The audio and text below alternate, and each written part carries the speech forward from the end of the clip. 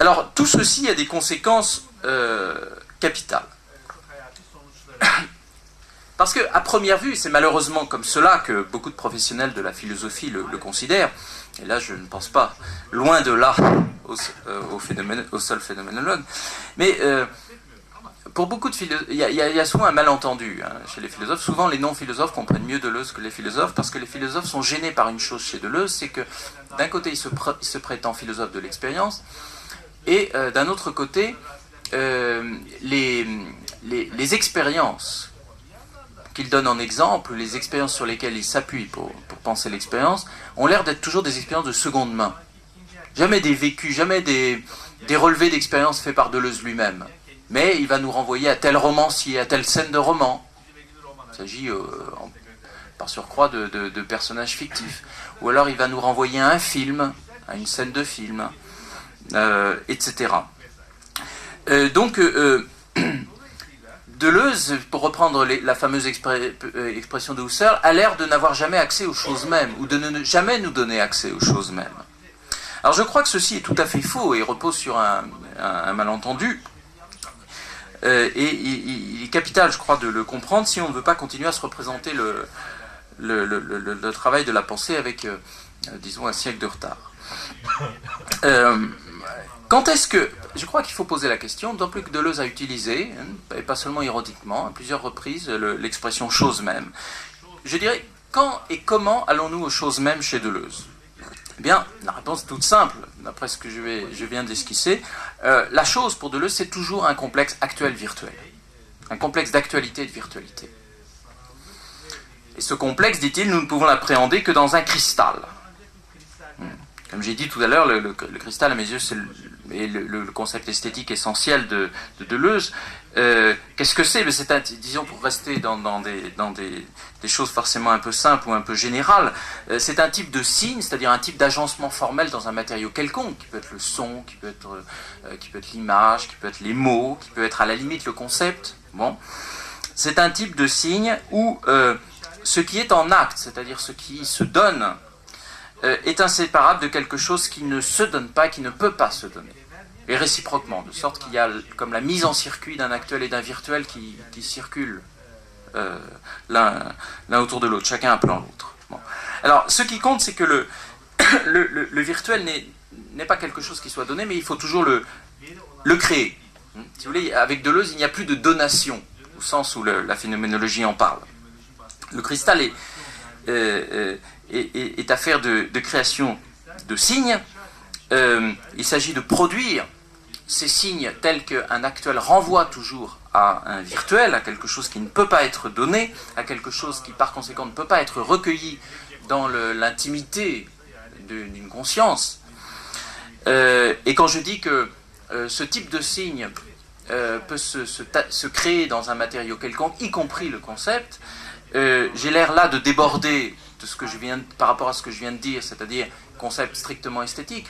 Mais si vous vous rappelez ce que j'ai dit en introduction, à savoir que précisément Deleuze se situe ancre sa pensée dans ce qu'on peut appeler le tournant esthétique de la philosophie, c'est-à-dire un moment où la philosophie ne peut plus se penser elle-même séparément d'un rapport à l'art, eh bien on comprend que continuer à faire de la philosophie, élaborer des concepts, ne puisse se penser que dans un rapport à ce que les artistes créent pour leur propre compte.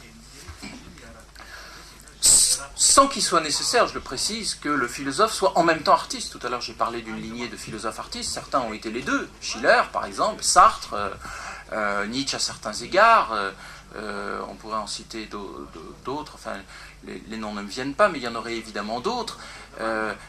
Adorno était élève de Schoenberg, enfin bon.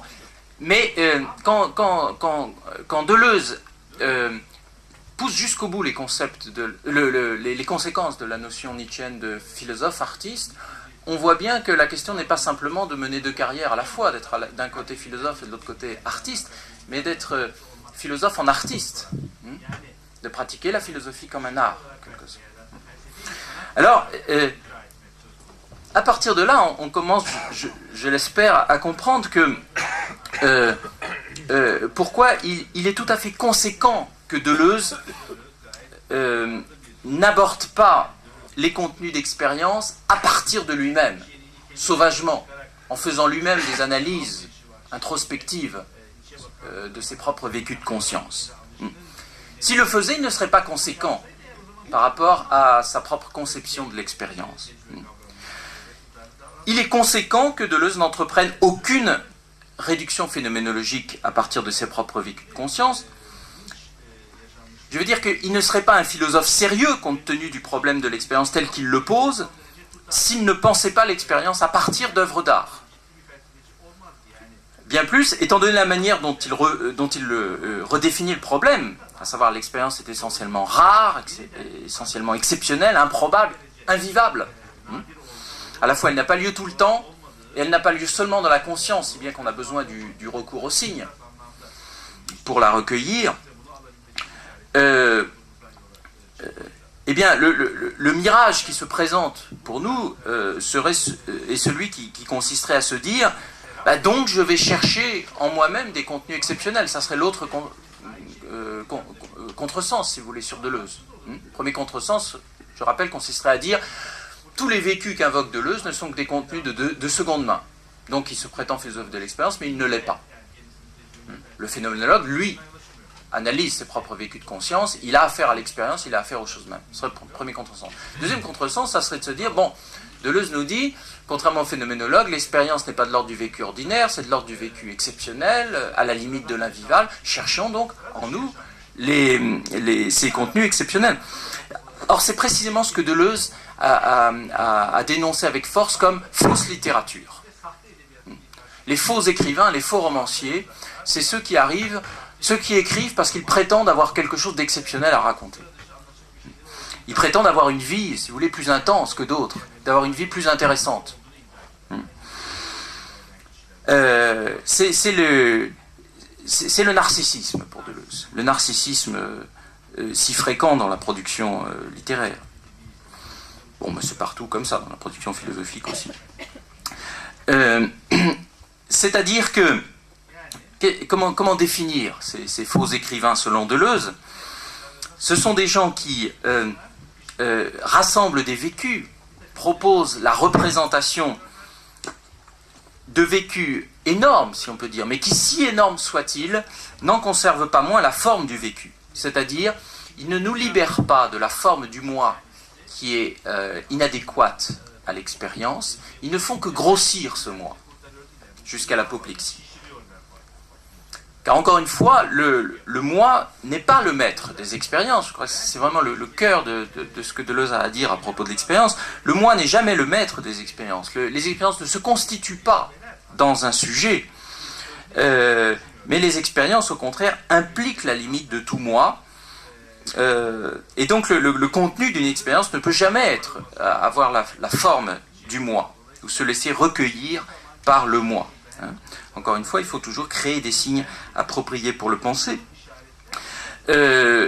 Autrement dit, vous voyez, je dirais que Deleuze, étant donné sa méthode, étant donné sa refondation du questionnement critique, ne peut pas procéder à partir du seul donné de sa conscience et de sa mémoire, à partir de l'étude de vécu ordinaire ou même exceptionnel.